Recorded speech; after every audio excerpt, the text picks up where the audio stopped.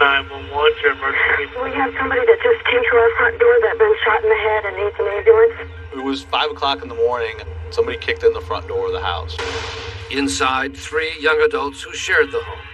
20-year-old Brianna Campos, a college student studying architecture. Her 23-year-old brother, Remington Campos, working as a mechanic. And a roommate, Alex Saldivar, a 19-year-old college freshman and aspiring fashion model. All about to become victims of a crime that should not have happened. I'm hearing banging, like someone's banging on the wall. I can hear pictures rattling against the wall. Dude comes in, brandishes a gun right there. There was bookshelves getting knocked over, drawers getting thrown. And as I go into the living room, he throws me on the floor and says, "Lay down with your face down, don't look, don't look." They were behind us, and you hear latex gloves getting put on. The next thing that came out of their mouth was, "It looks like someone's gonna die tonight." Die at the hands of a violent criminal who was awaiting trial. Instead of jail, he was confined to his home wearing an ankle bracelet, something meant to deter crime. But the very authorities who were supposed to be monitoring it, not even on duty when the crime happened. Tonight, thousands of people are wearing them, but who's keeping tabs on them? And who's keeping you safe? I'm David Muir. And I'm Elizabeth Vargas. And this is 2020. Here's Brian Ross. Everyone in the house, Brianna, Remington, and Alex, were supposed to die that night in this low-crime neighborhood outside Orlando, Florida. The crime scene photos are too disturbing to be broadcast, and these are sanitized representations of what happened. With no explanation as to why, they were lined up face down on the floor, and then each shot execution style in the back of the head. The first bullet was for Brianna. And then there's just ringing in my ear and intense pressure, not pain, but pressure. And then when the ringing cleared away, I just feel the warmth of the blood on this side of my face, and I can hear it drip, drip, drip, drip, hitting the wood floor. And then I hear a second shot. That was for their friend Alex. Remington knew that a third shot would be for him. Well, you think about your whole life. And,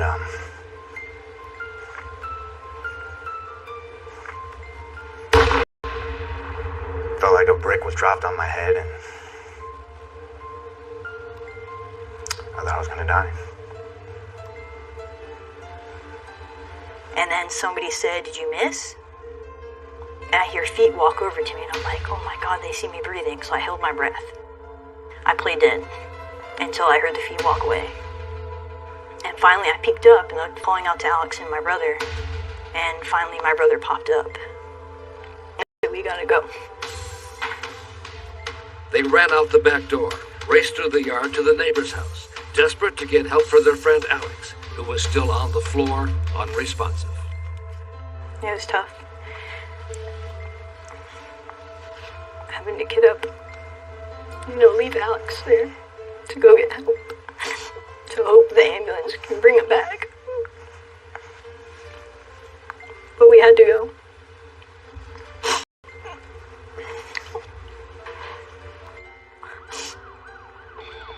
PD, are you responding? Yes, PD is en route. The ambulance is coming too. Hold on 1 second, man. But it was too late for Alex. He was dead on the spot. He was dead on the spot. He didn't have a chance. He bled out on that living room floor. Alex's father, Rafael Zaldivar. We raised him for 19 years. And we lose him in 2 seconds.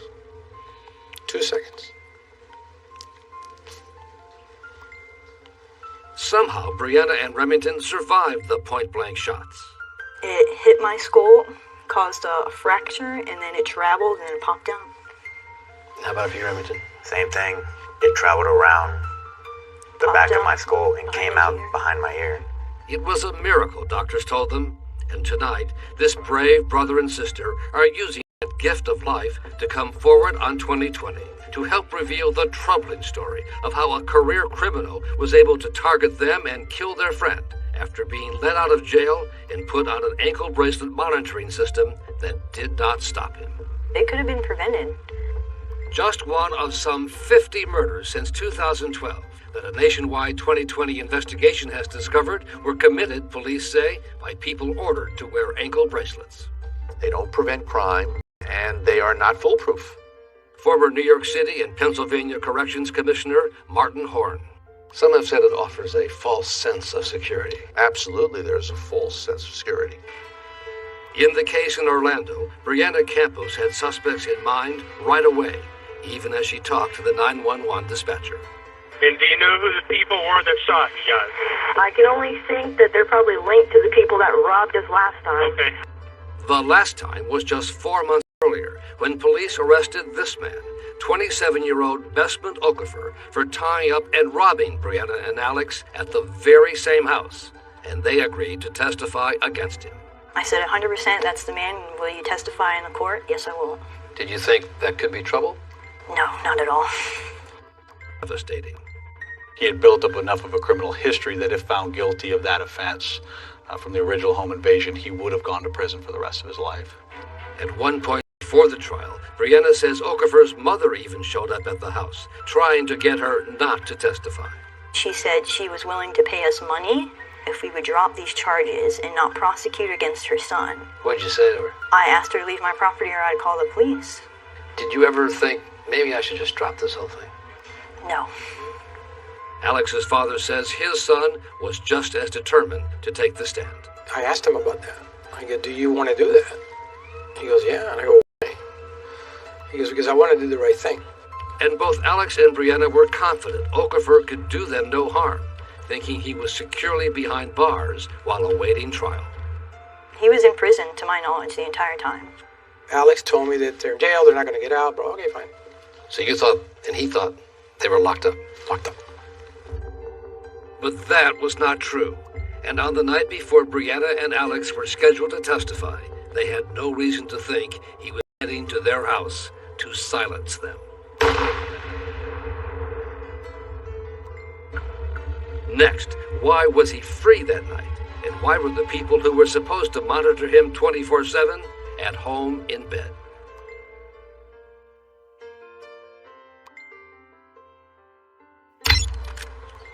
Okay, you're all set to go nowhere.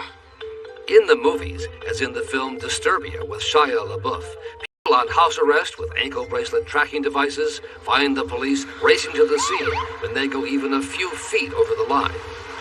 No, sir. Listen, officer, listen to me. I wasn't trying to go anywhere. I wasn't trying to leave.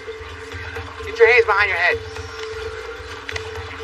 It was the same quick police response in the movie Cherish, but something we thought was too often just a Hollywood myth. It's amazing, right? I wish it would have worked that way. It doesn't. Of course not. It's a As the father of Alex Saldivar discovered only after his son was murdered by a man wearing an ankle bracelet.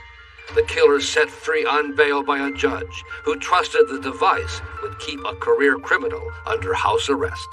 I couldn't believe it.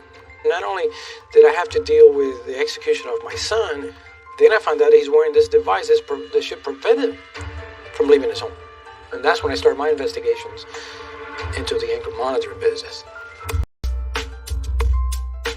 It's become a thriving international business, with private companies in the U.S. selling the device systems to local and federal government agencies in every state. Some 300,000 people are estimated. The companies do the monitoring at national centers and then send alerts to local authorities if the people wearing the bracelets violate restrictions or try to tamper with the device. Any attempts to open the bracelet are detected and reported immediately. Marketed as a way to enhance public safety and to save money by reducing the number of people sent to jail, bringing big profits to the companies involved. They're making money. My son is dead and they're making money. Besman, my name's Mike Morashi. I'm a detective up here. Besman Okafor, the man who police suspected killed Zaldivar's son, was still wearing his ankle bracelet when he was brought in for questioning that same day by Orlando police detective Mike Morashi. You're connected to your ankle still, right? Yeah. Is it still there? Oh, yeah. All right. In fact, police would later determine Okafor was wearing it as he and his accomplices drove to the witness's house in the early morning hours. Were you at that house again last night? This morning? Oh, sir. There are many versions of ankle bracelets, and Okafor knew his could not track where he went, but simply sent an alert if he left his house, and he denied any involvement. I've nothing doing, nothing that's going on. I have nothing to do. Records show there were 3 alerts the night of the murder as Okafor left his house. The last one at 4:40 a.m., about a half hour before Alex was killed. But no one saw the alerts because, incredibly, for budget reasons, there was no one on duty after 9 p.m. at the Corrections Department to monitor the ankle bracelet cases, to the disgust of Homicide Detective Moreshi. Were police cars dispatched to pick him up? No. That's not how it worked? No. The records also show Okafor's ankle bracelet had set off some 106 alerts even before the night of the murder, but no action was taken against him, and the judge was not notified. I'm not sure what the purpose of it was because he had had so many curfew violations and didn't get violated. So he just learned he can do anything and it didn't matter. Right. It was high drama in the courtroom as Okafor went on trial. Rafael Zaldivar was there every day, barely able to contain his rage over the murder of his son Alex. Mr. Zaldivar. I wanted to kill him. I wanted to get my hands on him. I kind of laid there. And now, instead of testifying about the initial robbery, Brianna and Remington were testifying about their friend's murder. But then, once the ringing stopped ringing in my ear, and I realized that I was still alive, I heard a second shot. I seen him die. The verdict was quick, and the sentence harsh. The court sentenced you to be put to death in the manner prescribed by law. As to count 2 of the indictment, attempted first-degree murder... Zaldivar saw it as justice for his son, but he was far from done, as the retired marketing executive turned his rage towards the county officials who ran the ankle bracelet program. Everybody who was involved in my son's case that failed him is responsible. He had a right to live. His first question, why was he put on an ankle bracelet to begin with? He's a predator, habitual predator. And they're telling him to stay home and be a good boy until your trial comes up. Wearing an ankle bracelet? Yeah. This guy shouldn't have been out in the streets. His next question, why was no action taken after the more than 100 times Okafor violated his curfew? Do you blame the people who ran the ankle bracelet program here as much as you blame Okafor? Of course. Really? Yeah, I do. He's the one who pulled the trigger. Yeah, he sure did. But it was their responsibility to follow up on him and to keep him away from my son. Call the judge. With Zaldivar's unrelenting pressure, they didn't do one thing. Nothing to save my son. When and if... and follow-up investigations by Orlando reporters, the 3 senior county officials responsible for the ankle bracelet program either resigned or retired. I had to take everybody to task. You were on a tear. I was on a tear. I was ripping it.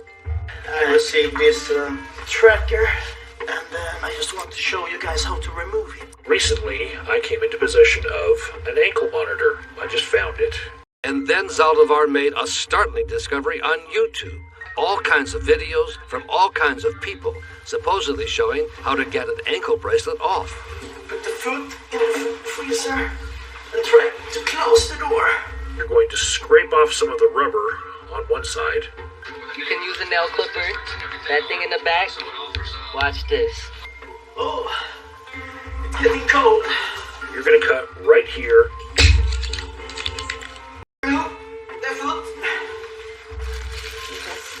They put Vaseline around their ankles, plastic bag, and just slip it off and put it on the dog.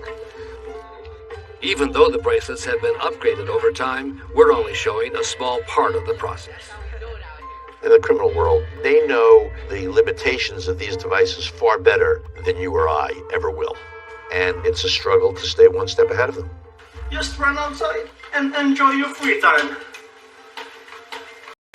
I started looking here. And as his investigation continued, Zaldivar began being monitored by ankle bracelet systems. It wasn't just his son. But I started focusing more on homicides. It was not a local problem. It was not a state problem. It was a national problem. It's an epidemic. Next, as he launches a crusade to expose the problem, Zaldivar discovers a case that shocks even him. I have a spooky thing I'm trying to figure out what's going on here. What's going on?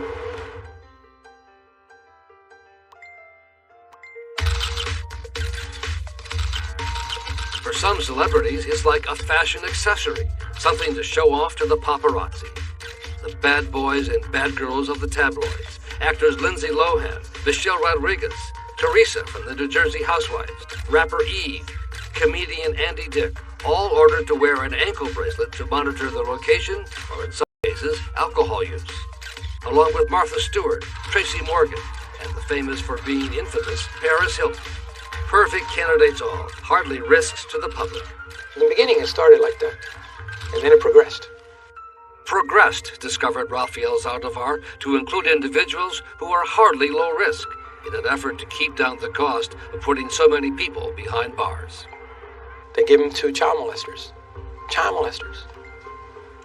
In his investigation, Zaldivar was shocked to discover what happened with a man living in this quiet neighborhood in Syracuse, New York, where neighbors were unaware that a monster was living next door.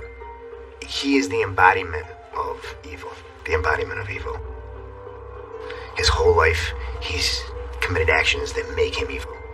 At the age of 29, David Renz, a part-time grocery store clerk, was wearing an ankle bracelet as he awaited trial on federal charges for possession of a huge cache of violent child pornography, desperate to get away from his home, if only he could find a way to get the bracelet off. He was experimenting with what he could get away with, and he was loving it. Leading to a crime that would horrify the community. Syracuse is a great city and a great community, but it's a small community. This ripped the soul out of us for a long time. In a remarkable video deposition conducted after the crime, Renz, with an ankle bracelet next to him, matter-of-factly admitted how he gained the freedom to commit his crime. Did there come a point in time when you were able to take the bracelet off? Yes. The model he was wearing is marketed as tamper-resistant. But Renz said in part he learned how to get it off because the probation officers let him watch as they put it on. Instead of telling him, turn your head or put a paper bag over his face or something. Renz lives over. District Attorney treating this guy as if he'd been picked up for shoplifting a box of donuts. How many times in total would you say that you took the bracelet off from the time you first took it off until March 14th of 2013? I can only get an estimate, but I figure probably 10 to a dozen. At any point in time when you had the bracelet off, did you leave your home? Yes. And when he left his home, free of the device, Renz began to prepare for his crime. First, with a trip to a local Home Depot. What did you go to Home Depot for? To purchase zip ties. Zip ties to be used as plastic handcuffs. And then on to Walmart. And when you went to Walmart, what did you purchase? That would be an airsoft gun. An air pistol like this one, looking like the real thing. When you went to Walmart to purchase the air pistol, were you wearing the ankle bracelet? I was not. It was in his bedroom. It had sent a tamper alert when he took it off, but Renz knew how to quickly tape it back together, so the signal was restored. This guy figured out how to get the thing off and reconnected in less than a minute. And federal probation officers overseeing Renz were treating any interruption of less than 5 minutes as a false alarm, complaining in this phone call about the devices. My officers are getting frustrated with reliability. Telling the monitoring company, even before the Renz case, not to bother them with alerts less than 5 minutes, saying too many false alarms were costing them sleep. Can we put them in for 5 minutes? Yes. Okay. And that would take care of the alerts so that they wouldn't be, woken up in the middle of the night because it's... Yeah, like last night. So each time Renz took off the bracelet and left his home, it was treated as yet another false alarm. This case is sickening because it was so preventable. It never should have happened. Can you tell me, at any point in time when you had the bracelet off, did you ever receive a call from the federal government, the U.S. Probation Department? No. On March 14th, 2013, Renz again left his home, taking with him the air gun and the zip ties he had collected for his well-planned crime. His ankle bracelet was left behind. Renz's destination that night, a 10 or 15-minute drive away, the Great Northern Mall, a popular family-friendly place with a gymnastics facility for kids and parents. He took a position in the vestibule of the front entrance, and soon able to get to them and pull what they believed was a gun and get in the back seat and carjack them. A night of terror was about to begin. 7 miles away, his ankle bracelet was in his bedroom, sending a message that all was well. Next, the Good Samaritan who comes to the rescue. As I was driving down this direction,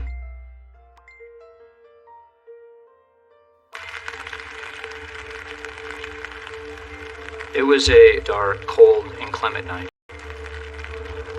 Bill Craig, a roofing contractor in Syracuse, New York, was on his way home. As I was driving, I caught out of the corner of my eye this young person running through the woodline. I continued to drive a little bit further, and probably a couple hundred yards down on the right-hand side, there was a car off into a access road, and I was like, something just isn't right here. It's not adding up. An Army veteran trained to handle the unexpected, Craig knew he had to turn around and find out what was happening. And there was a young girl, and she was screaming that he's going to kill my mother. Mobile 911, where's the emergency? There's a little girl tied up on the side of the road, and a woman bleeding. Kind of a spooky thing. I'm trying to figure out what's going on here. What's going on? A little girl's voice in the background. He hurt me. I walked towards her, and she immediately began to scream, "Are you going to hurt me? Are you going to hurt me?"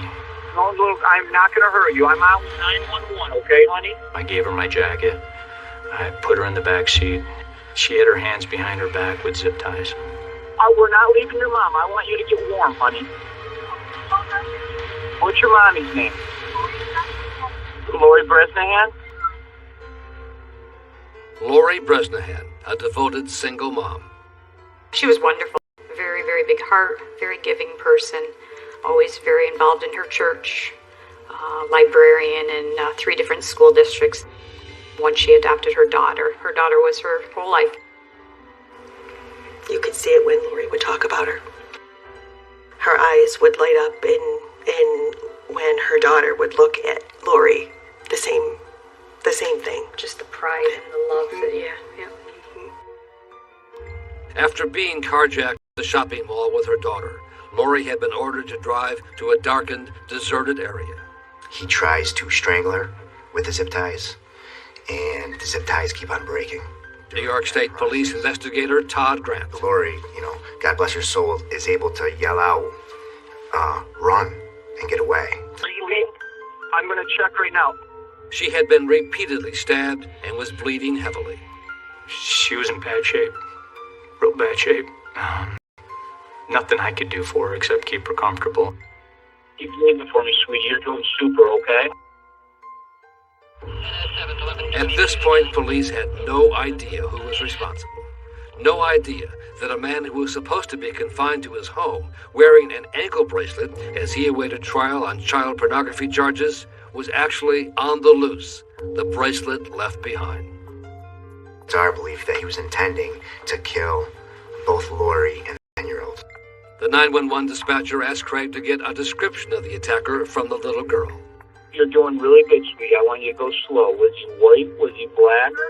He was a white male. Do you remember was he my height? About 5'10", man. Was he heavy? Was he skinny? No, he was skinny. He was skinny. And now the search began. I knew that the perpetrator of this crime was still on foot. I knew that he was in the woods, and I knew that we were going to have to go in there after him. Led by Sergeant Jeff Sikora and his canine partner, dozens of police combed the woods that cold night. We knew that this guy had just committed a horrible act, and he was desperate, and he had no place to go, and he was on the run, and he knew we were behind him.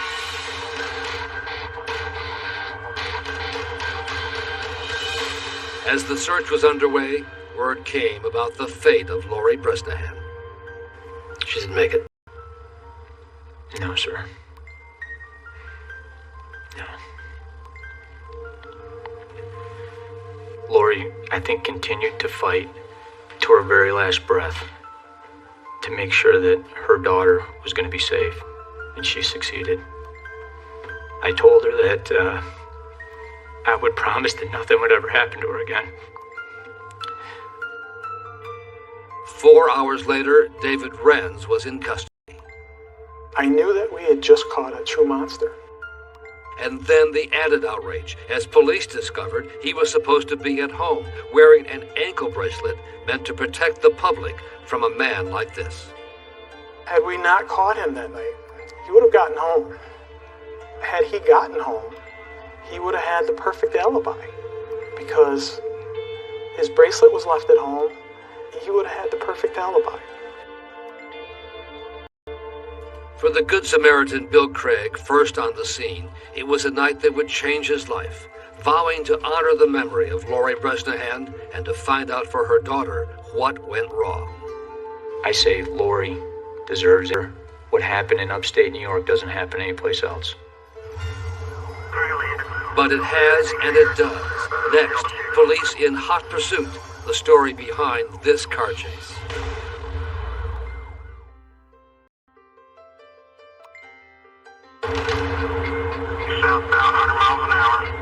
A police chase along Highway 237 in northern Texas, in hot pursuit of the man driving the black Cadillac, a killer. Yet another criminal who was able to beat the ankle bracelet system to carry out his crimes, leading to a dramatic end as he crashed into a tractor trailer. His life on the run finally over as police moved in, returning fire.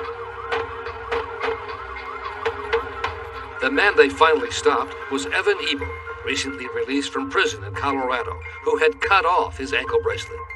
It sent a tamper alert, but it wasn't until 5 days later that a probation officer went to his house to check it out, giving Ebel enough time to kill a pizza delivery man and then the head of the Colorado prison system.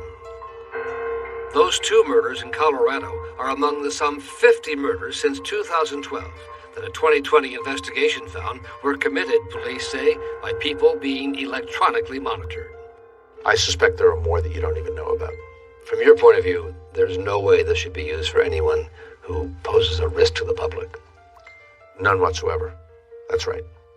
And yet it is being done, based on what we've found. I'm afraid that's true.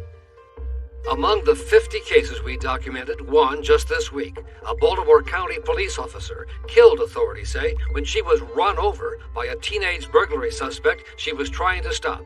He had been ordered to wear an ankle bracelet after a series of arrests for car theft, but went missing 5 days before the officer was killed. 16-year-old Dante Harris, who's charged with murder, he will be tried as an adult. Case after case of failure.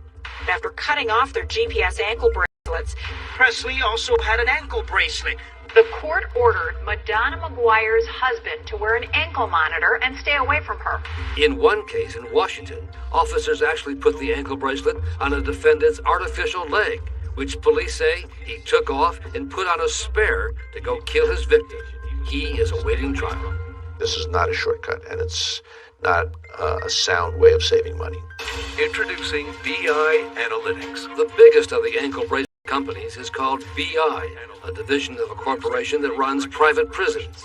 The vice president overseeing ankle bracelet monitoring says their products enhance individuals to be at home and working with their families and in the communities that don't necessarily need to be locked up. This is what we're going to utilize to be able to track your movement when you're out in the public. And the company helped to arrange a demonstration by probation officers in Phoenix who put an ankle bracelet on me.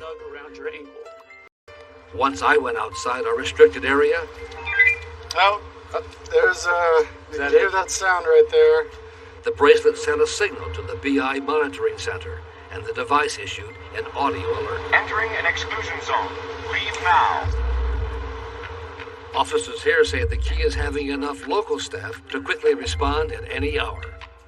I first want to note that public safety is only as good as a supervising entity that we provide our products to. And when supervision is not good, the results can be tragic. When David Renz cut off his BI bracelet, the tamper alert was treated by local authorities as yet another of the dozens of false alarms plaguing the office. At the time of the murder, BI was in the process of an upgrade for the ankle bracelet version that Renz was wearing, but it came too late for Lori Bresnahan. David Renz proved to us that he could take it apart and put it back together in less than a minute. And this is the technology that we're giving to monitor felons? It's a travesty. It shouldn't have happened. Since that cold February night when Bill Craig first stopped to help, he has been doing all he can to bring public attention to what happened here.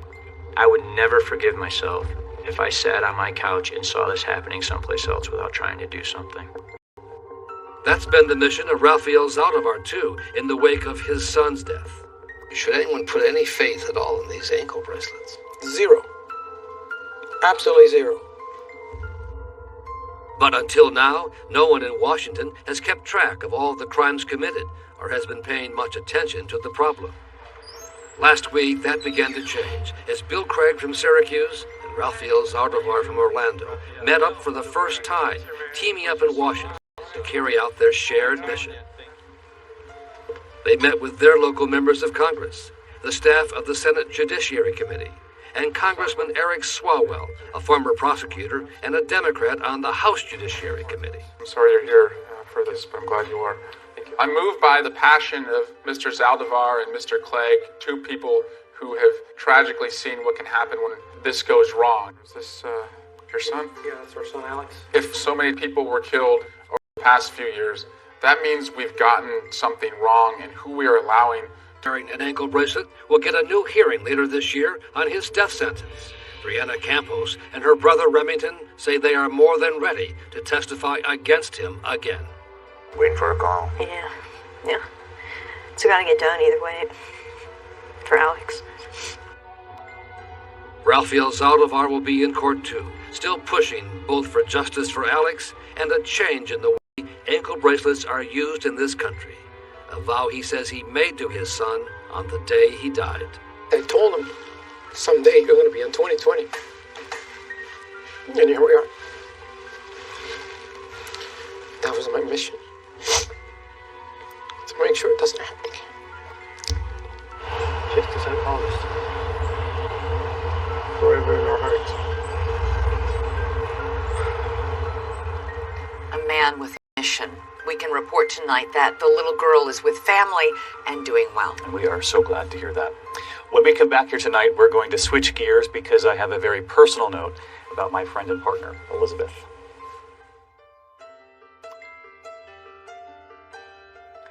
And finally tonight here, a bittersweet moment for us. After 22 years here at ABC News, a news anchor at GMA, co-anchoring World News Tonight, and of course her most indelible mark right here on 2020.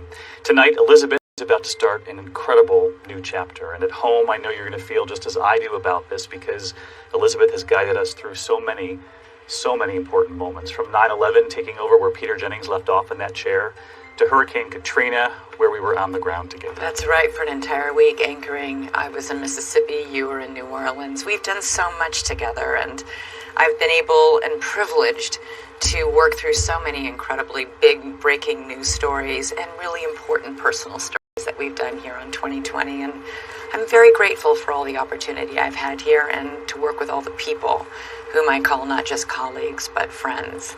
But I'm moving to A&E. A&E Investigates, and we'll start work there on Monday night, actually. So you will lead the way there, as you have here. And on a very personal note, if you'll let me, I want to share a little bit about the woman I know behind the scenes here. The devoted mom, your determined journalist, and more important than that, me, you are someone whose own bravery has given a voice to so many who need a voice. And you know how I feel about you. I miss you already. Oh, thank you. Thanks so much. Take a look. This is Ground Zero. What do you hope for in your life? Something extraordinary happened in that courtroom. her love of journalism. I'm Elizabeth. Nice to meet you. Why don't you have a seat? We first met her on Good Morning America. The newest member of our Good Morning America family. The new face, new desk, new news. Elizabeth Vargas with us. Lots of news there in that sentence. Lots of news, Joan and Charlie. Good morning. It's nice to be here. On the air in the hours after 9/11, Elizabeth picking up where Peter Jennings left off. Elizabeth Vargas is here. Thanks, Elizabeth, very much. This is, as Peter just said, ABC News continuing coverage of that terrorist attack on the United States. Amid the destruction of Hurricane Katrina. In the next hour, we'll go to many of the places most decimated. She made her mark in the morning. And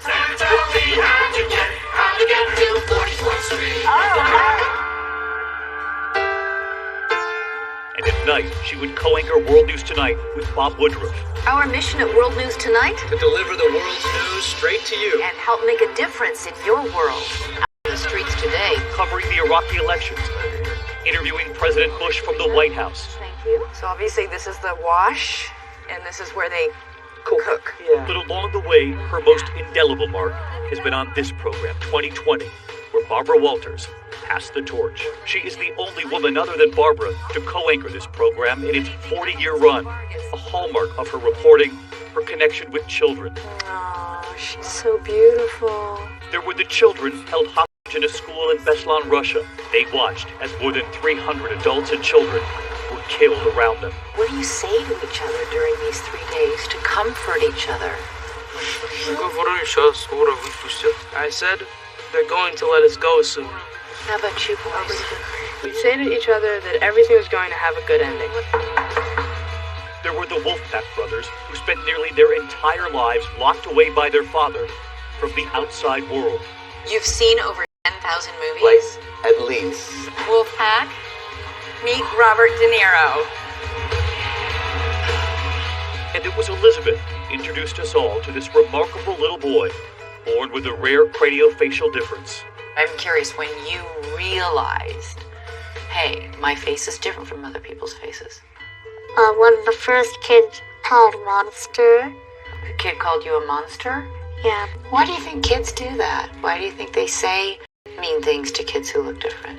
Because they don't really think about what they're saying, and their parents don't really do anything about it. Elizabeth has never shied away from asking the tough questions. Just 1 moment. Why are you asking for life in prison for Amanda Knox? If you were lying to me about that, what else might you be lying? Off the air, too, revealing to Diane with brutal honesty her battle with alcohol and anxiety. There's a favorite saying I heard that was, when you pray to God, there are 3 answers. And one is yes, not now, and I have something better for you. The audience would reach out. She heard from so many of you, saying her courage to get help inspired many of you to do the same. She returned to that desk for some of the most important moments in recent times. And for me, she was always a force to sit next to, a true partner.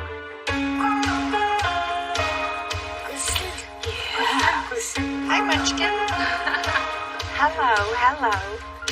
Oh, is she blowing you kisses? That's so sweet.